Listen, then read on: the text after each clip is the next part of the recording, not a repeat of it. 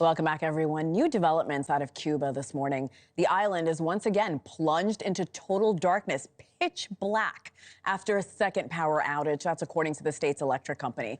It comes hours after the communist island went dark on Friday. That left nearly 11 million people with no electricity. NewsNation's Nick Smith joining us from our Chicago studios. Good morning, Nick. This is nothing short of a crisis point for the country. 11 million people without power. What else are you learning on this Saturday?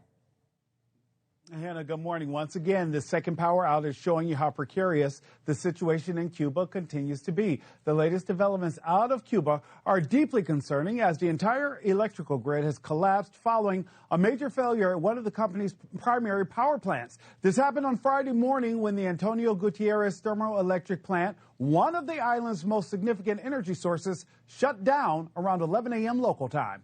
The Cuban Energy Ministry confirmed that the failure triggered a full grid outage, leaving millions without power as darkness fell over much of the island. This is a nation already accustomed to frequent outages due to its ongoing economic crisis, but this particular event is unprecedented, at least in recent memory, outside of natural disasters like major hurricanes. Government officials are using distributed generation to provide some electricity in limited areas while also trying to get a gas-fired plant up and running. Still, large sections of the country remain in the dark. As Prime Minister Manuel Marrero addressed the nation, he made it clear that the situation is critical. Emergency measures have been implemented. Classes were closed Friday. Some state workplaces have been closed, and non-essential services are being suspended to conserve power. There is no official estimate as to when power will be fully restored, and Cubans are growing increasingly anxious, Hannah, as this crisis continues. Understandably so. Nick, do we know how this happened in the first place? What are leaders in Cuba saying? Leaders in Cuba are pointing it back to, once again, the infrastructure, right?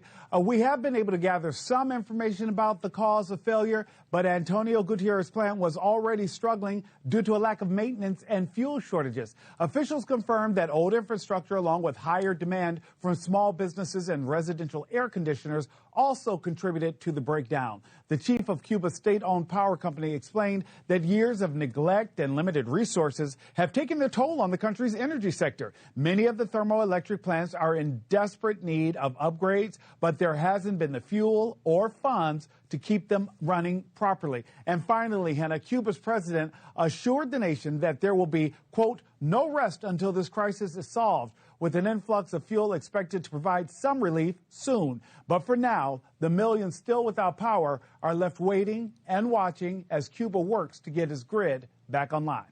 All right, Nick, keep us posted. Hopefully they will get their powers back soon. Nick Smith, live in our Chicago headquarters. Thanks for watching. Go to joinnn.com to find NewsNation on your television provider. And don't forget to click the red subscribe button below to get more of NewsNation's fact-driven, unbiased coverage.